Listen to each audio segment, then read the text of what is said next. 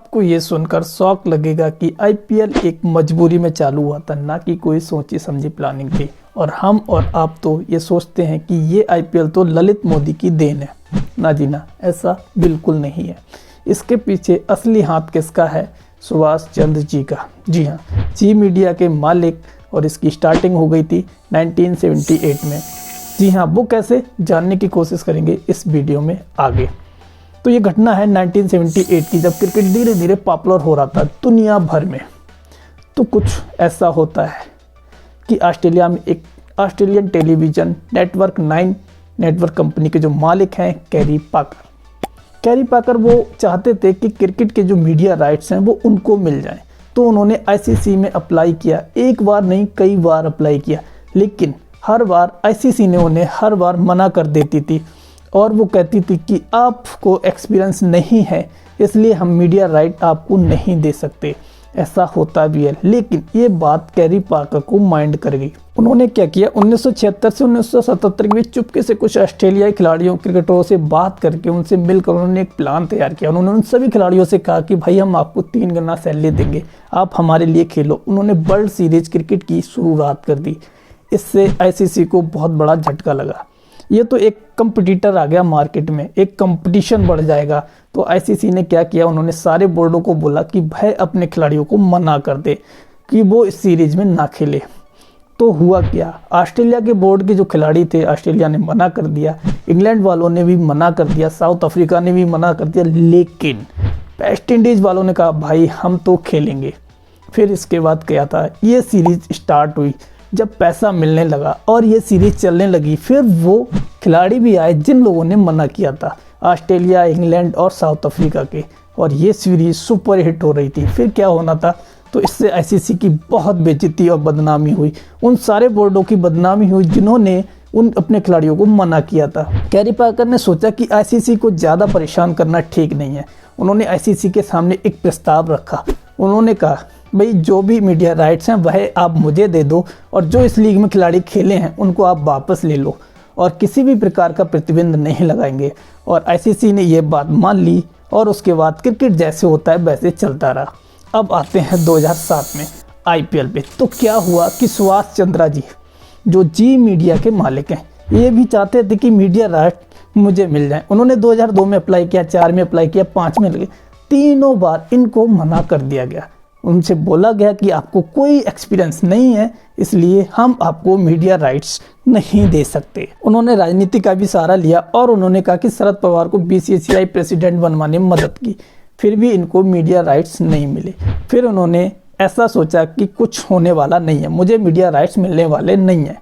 फिर क्या हुआ, 2003 से T20 क्रिकेट आ गया और ये पॉपुलर हो रहा था। अब आते हैं 20 मैच पे। जब आईसीसी ने 2007 T20 वर्ल्ड कप लॉन्च कर दिया, तो सुभाष चंद्र को लगा कि ये बड़ा अच्छा मौका है, क्यों ना मैं अपना खुद का एक लीग स्टार्ट कर दूं। उन्होंने बिना सोचे समझे, बिना प्लानिंग के अपनी लीग ICL अनाउंस कर दी। भाई हम ICL लॉन्च कर रहे हैं। अब बीसीसीआई को पता चला ये ऐसा करने वाले हैं, तो बीसीसीआई को वो बात याद आ गई कि कैरी पाकर वाली घटना। तो बीसीसीआई ने क्या, तुरंत एक्शन लेते हुए आईसीसी और सारे क्रिकेट बोर्डों को बोल दिया कि भाई अपने यहाँ के खिलाड़ियों को बोल दें कि कोई भी खिलाड़ी इस लीग में हिस्सा ना ले, और अपने सभी खिलाड़ियों को फ़ोन करके बोल दिया कि वो लोग भी इस लीग में ना खेलें। वैसे भी इंडिया में क्रिकेटरों को काफ़ी अच्छा पैसा मिलता है, तो इंडियन क्रिकेट ने हिस्सा नहीं लिया। फिर क्या हुआ कि इनके पास खिलाड़ी तो आ रहे हैं, ब्रायन लारा, इजमाम उल हक जैसे पुराने खिलाड़ी और कुछ डिस्ट्रिक्ट लेवल के खिलाड़ी जिनको कोई जानता नहीं था। फिर सुभाष चंद्र जी ने क्या किया, उन्होंने बांग्लादेश और पाकिस्तान के खिलाड़ियों को बुला लिया। ये देश थोड़े हालत के मारे गरीब देश, तो पैसों के लिए बहुत सारे खिलाड़ी आ गए। अब बीसीसीआई को लगा भाई इनके पास तो खिलाड़ी भी आ गए। फिर बीसीसीआई ने क्या किया कि जो लोग इस लीग को स्पॉन्सर कर रहे हैं या फंडिंग कर रहे हैं, उनको लेटर लिखा कि भाई इस लीग में फंडिंग ना करें, और कहा कि ये लीग इल्लीगल है और इनको मीडिया राइट्स ना दें। अब बीसीसीआई को लगा कि भाई इनके पास तो खिलाड़ी भी आ गए। फिर बीसीसीआई ने क्या किया, जो लोग इस लीग को स्पॉन्सर कर रहे हैं या फंडिंग कर रहे हैं, उनको लेटर लिखा कि इस लीग को फंडिंग ना करें, और कहा कि ये लीग इल्लीगल है। और कंपनियों को भी जो खिलाड़ी स्पॉन्सर कर रही थी, अब हुआ कुछ ऐसा, कुछ कंपनियां फंडिंग बंद कर दी। तो इसके लिए सुभाष चंद्र जी कोर्ट गए, और वह कोर्ट में केस जीती भी गए। जिससे उनको फ़ायदा हुआ। कुछ स्पॉन्सर और खिलाड़ियों का भरोसा हो गया और जिससे इनके पास ठीक ठाक पैसा भी आ गया और खिलाड़ी भी आ गए और इन्होंने अपना काम शुरू कर दिया। फिर क्या था, फिर बीसीसीआई को लगा कि ये तो मामला गंभीर होता जा रहा है। उन्होंने खिलाड़ी जो भी जोड़ लिए, पैसे भी जोड़ लिए, कहीं ऐसा ना हो ये लीग हिट हो जाए। अगर ये लीग हिट हो जाती है तो फिर दिक्कत हो जाएगी। अब बीसीसीआई ने क्या किया, रातों रात एक मीटिंग अरेंज की आईसीसी और सारे ऑस्ट्रेलिया, इंग्लैंड और साउथ अफ्रीका जैसे बोर्डों के साथ, और उसमें एक फैसला लिया गया कि किसी भी देश की लीग को भी इलीगल नहीं माना जाएगा जब तक उस देश का क्रिकेट बोर्ड उसको मान्यता नहीं दे देता है। फिर उसके बाद उसको आईसीसी ने सेविस मान्यता लेनी होगी, तभी वह लीग लीगल मानी जाएगी। ये प्रस्ताव पास हो गया। बीसीसीआई नहीं रुकी, उसने सोचा कि कुछ भी हो सकता है, क्यों ना इसका परमानेंट सोल्यूशन निकाला जाए। तो फिर एक मीटिंग में फैसला हुआ कि इसका परमानेंट हल करो और इसकी रिस्पॉन्सिबिलिटी दी गई ललित मोदी को। तो फिर आप लोग जानते हो क्रिकेट की सबसे पॉपुलर और महंगी लीग की शुरुआत हुई जिसका नाम है आईपीएल।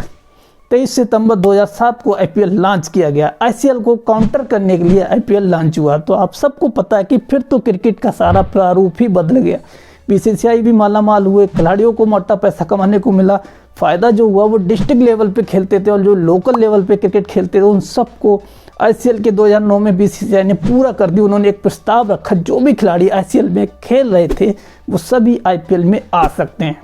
और वो सभी खिलाड़ी वापस आ गए जो सोच रहे थे कि हमने आईसीएल में आकर कुछ गलत डिसीजन तो नहीं ले लिया है। और इस तरह से आईपीएल की शुरुआत हुई। तो दोस्तों आज की वीडियो कैसी लगी जरा बताइए, और हाँ ये भी बताइए कि आपको ये पहले से पता था या नहीं पता था या अभी पता चला, कमेंट बॉक्स में ज़रूर करें।